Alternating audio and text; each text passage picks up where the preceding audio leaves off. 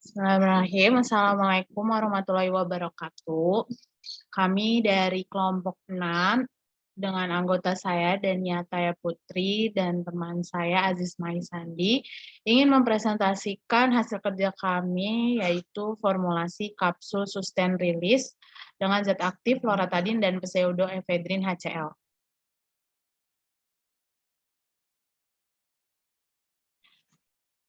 Yang pertama ada efikasi dan dosis lazim, yaitu ada loratadin dengan efikasinya sebagai antihistamin, memiliki dosis lazim 10 mg, literatur Martindale edisi 36. Selanjutnya ada pseudoephedrine HCl, efikasinya sebagai dekongestan, dosis lazimnya 120 mg, literatur Martindale edisi 36. Selanjutnya ada PVP atau polyvinyl pyrrolidone, efikasi sebagai pengikat atau binder, dosis lazimnya dengan konsentrasi 0,5 sampai 5%. Literatur Hope edisi 6. Selanjutnya ada Avicel, efikasi sebagai pengisi, pengikat, dan penghancur dengan dosis lazim 20 sampai 90%. Hope edisi 6. Selanjutnya ada MG stearat, efikasi sebagai pelicin atau lubrikan dengan dosis lazim, konsentrasinya 0,25 sampai 5%, literatur Hope, edisi 6.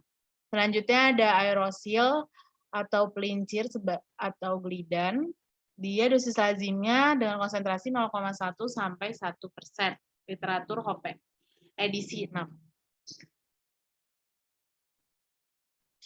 Selanjutnya ada sifat fisika kimia bahan obat. Yang pertama ini ada loratadin, dia sebagai zat aktif dan memiliki rumus molekul C22H23 CIN2O2 dengan berat molekul 382,88 dengan pemberiannya itu serbuk putih atau hampir putih, kelarutannya tidak larut dalam air, mudah larut dalam aseton, kloroform, dan toluen.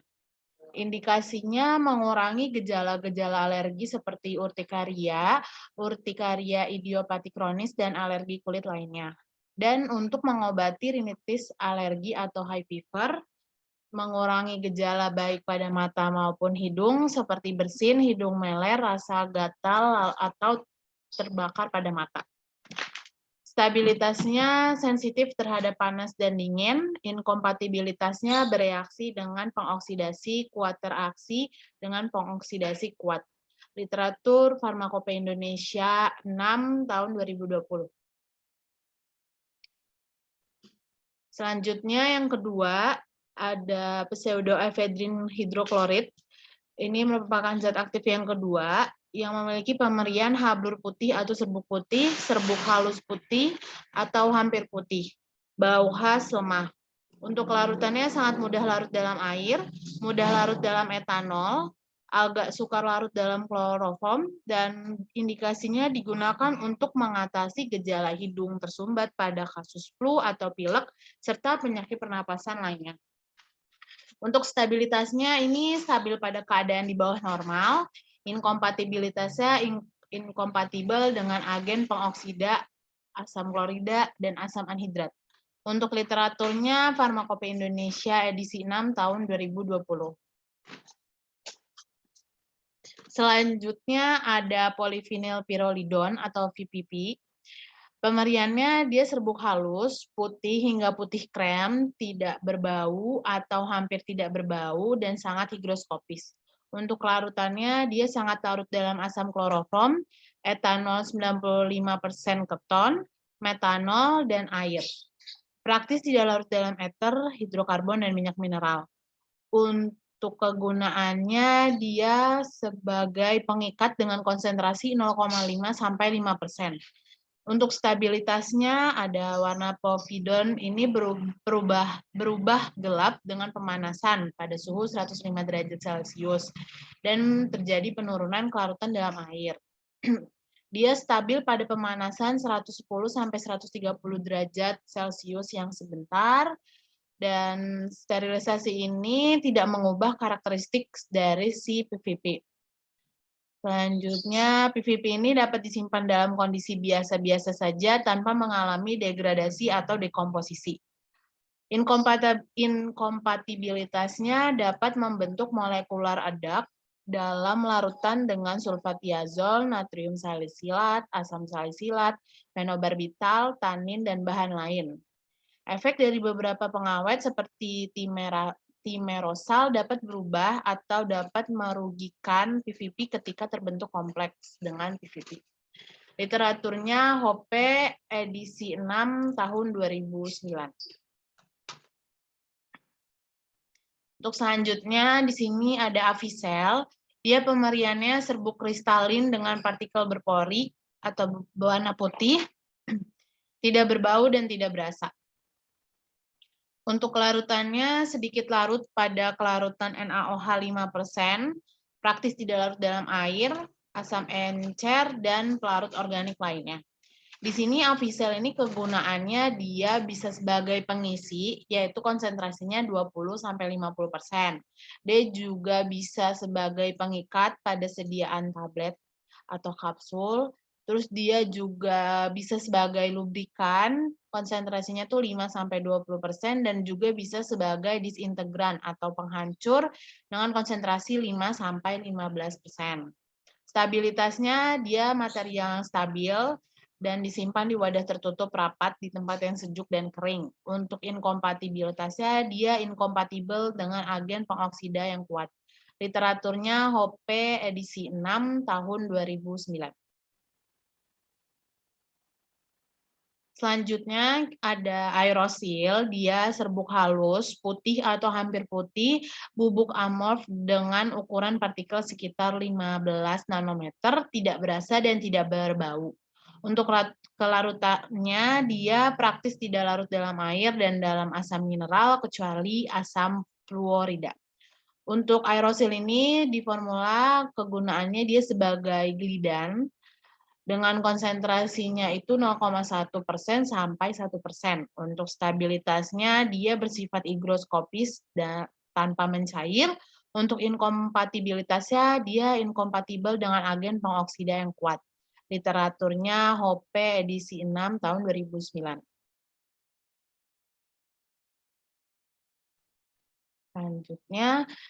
Selanjutnya ini bahan terakhir dari formula kita, yaitu ada Mg stearat. Mg stearat ini merupakan serbuk halus berwarna putih, bau samar, rasa khas. Kelarutannya praktis tidak larut dalam etanol, 95%, ether, dan air. Dia sedikit larut dalam benzen hangat dan etanol hangat 95%.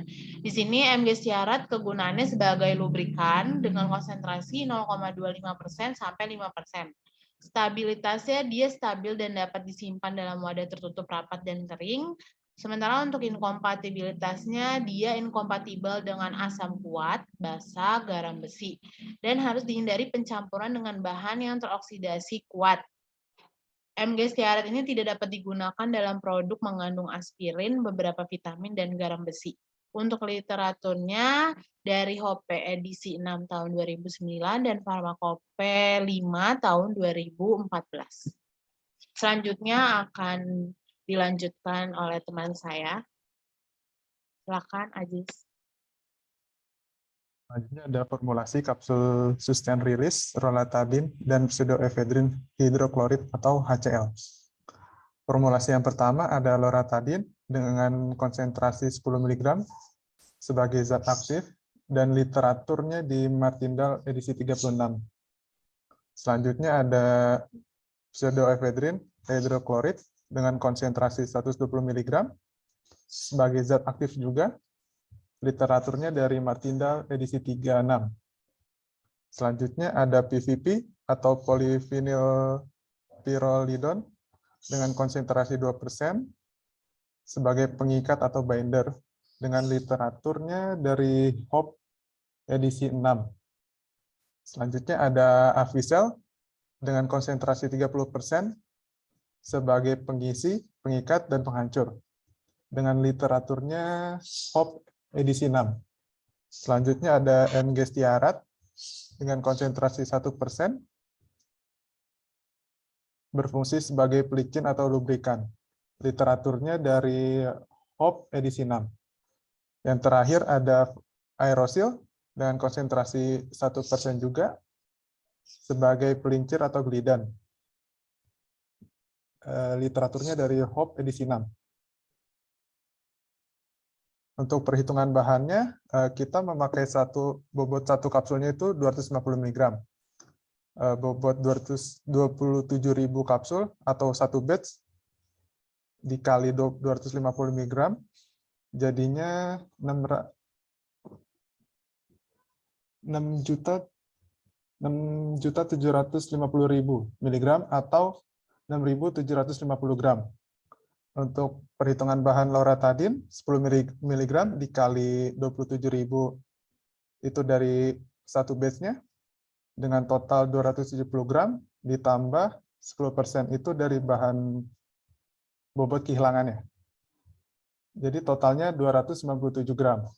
Selanjutnya ada pseudoephedrine HCl, 120 mg dikali 27.000, totalnya 3.240 gram, ditambah 10%, jadi totalnya 3.564 gram. Selanjutnya ada PVP, 2% dikali 6.750 mg. Hasilnya didapatkan 135 gram, ditambah 10% dengan total 148,5 gram. Selanjutnya ada Avisel, 30% dikali 6.750 miligram, totalnya 2.025 gram.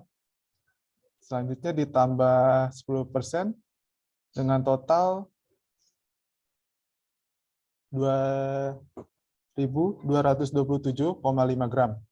Selanjutnya ada Mg stiarat, 1% dikali 6.750 mg dengan total 67,5 gram, ditambah 10% sama dengan 74,25 gram. Selanjutnya ada aerosil, 1% dikali 6.750 mg dengan total 67,5 gram, ditambah 10% dengan total 74,25 gram. Selanjutnya ada perhitungan cangkang kapsul. Perhitungan cangkang kapsul dengan metode Rule of 7. Bobot bahan per kapsul 250 mg dibagi 65 mg dengan total 3,846 mg, atau kita dibulatkan menjadi 4 mg. Ukuran kapsul yang dipilih yaitu 7 dikurang 4 yang dari kita dibulatkan tadi sama dengan 3. Maka yang dipilih kapsul itu ada nomor 3 untuk mengisi bahan obat. Selanjutnya ada cara pembuatan. Yang pertama, siapkan alat dan bahan, kemudian timbang semua bahan sesuai hasil perhitungan. Selanjutnya, masukkan loratadin, pseudoephedrine ke dalam mortir, gerus sampai halus. Selanjutnya, masukkan PVP, Avisel, dan aerosil ke dalam mortir, lalu gerus hingga homogen. Lalu ayak semua bahan dengan mesh nomor 40, kecuali Mg stiarat yang diayak di terakhir. Lalu campur semua bahan dan aduk sampai homogen. Setelah itu, semua bahan homogen, timbang kembali bahan yang sudah tercampur, dan catat bobotnya. Lakukan uji alir, kompresibilitas. Selanjutnya, setelah semua uji untuk serbuk kapsul sudah memenuhi persyaratan, lakukan pengisian kapsul. Setelah itu, lakukan pengisian kapsul. Pengisian dapat dilakukan dengan tangan, alat bukan mesin, dan dengan mesin. Setelah pengisian kapsul, kapsul dibersihkan untuk memastikan tidak ada lagi granul atau bahan obat yang tertinggal, dan juga untuk menghindari kontaminan atau pencemaran dari luar kapsul.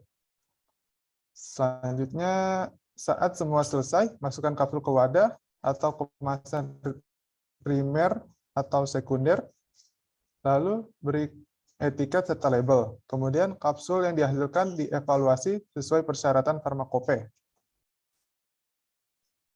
Selanjutnya ada evaluasi sediaan. Yang pertama itu ada uji keseragaman bobot, timbang 20 kapsul, timbang lagi satu per satu, keluarkan isi semua kapsul.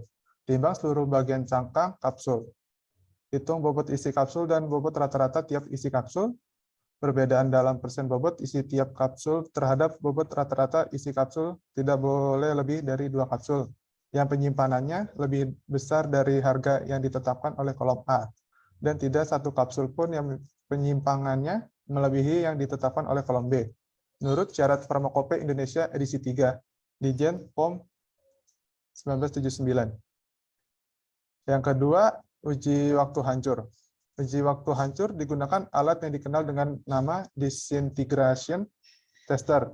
Masukkan satu kapsul pada masing-masing tabung di keranjang. Masukkan satu cakram pada tiap tabung dan jalankan alat. Gunakan air bersuhu 30 derajat Celcius ditambah 2 derajat Celcius sebagai media, kecuali dinyatakan lain menggunakan cairan lain dalam masing-masing monografi. Naik turunkan keranjang di dalam media cair lebih kurang 29 sampai 32 kali per menit. Amati kapsul dalam batas waktu yang dinyatakan dalam masing-masing monografi. Semua kapsul harus hancur, kecuali bagian dari cangkang kapsul. Bila satu kapsul atau 2 kapsul tidak hancur sempurna, ulangi pengujian dengan 2 kapsul lainnya. Tidak kurang dari 16 dari 18 kapsul yang diuji. Harus hancur sempurna. Menurut Farmakope edisi 3, kecuali dinyatakan lain, waktu hancur kapsul adalah tidak lebih dari 15 menit. Selanjutnya ada uji disolusi. Uji disolusi digunakan untuk menentukan kesesuaian dengan persyaratan disolusi yang tertera dalam masing-masing monografi. Untuk sediaan tablet dan kapsul, kecuali pada etiket dinyatakan bahwa tablet harus dikunyah. Persyaratan disolusi tidak berlaku untuk kapsul gelatin lunak, kecuali bisa dinyatakan dalam masing-masing monografi. Selanjutnya ada uji kadar air isi kapsul. Prosedur pengujian menurut Dijen POM 1995. Masukkan kurang lebih 10 gram zat yang disiapkan seperti tertera pada pengambilan contoh dan metode analisis simplisia dan timbang seksama dalam wadah yang ditara. Keringkan pada suhu 105 derajat Celcius selama 5 jam dan ditimbang. Lanjutkan pengeringan dan timbang pada jarak 1 jam sampai perbedaan antara dua penimbangan berturut-turut tidak lebih dari 0,25%. Dan ini untuk kemasan dus dan etiketnya. Di sini ada dus obat yang berisikan komposisi, ada nama zatnya yaitu loratadin dan pseudoephedrine. Dan di sini ada logo SR yaitu sustained release atau sustained release kapsul. Obat ini harus dengan resep dokter. Di sini ada logo K yaitu obat keras. Karena kan di sini ada loratadin yang termasuk obat keras dan pseudoephedrine juga. Terus di sini ada nomor batch-nya, manufacture date, expire date, dan nomor registrasi. Untuk obat ini, obat kapsul sustained release disimpan pada suhu di bawah 30 derajat Celcius, terlindungi dari cahaya. Dan ini untuk kemasan etiketnya, sama kayak seperti dusnya, terdiri dari komposisi, yaitu loratadin dan pseudoephedrine, yang masing-masing bobotnya 10 mg dan 120 mg. Dan terdapat ada indikasi mengurangi gejala hidung, tersumbat, bersin, rhinorea, lakrimasi, yang berkaitan dengan rinitis, alergi, dan flu. Obat ini harus dengan resep dokter. Dan aturan pakainya ada oral, dewasa, dan anak, lebih dari 12 tahun, satu kapsul 2 kali sehari. Dan di sini juga tertera ada batch number, manufacture date, expire date, dan nomor registrasi. Ya, sekian dari kami, dari kelompok 6, menjelaskan tentang kapsul sustained release dari zat aktif loratadin dan pseudoephedrine. Sekian dan terima kasih. Wassalamualaikum warahmatullahi wabarakatuh.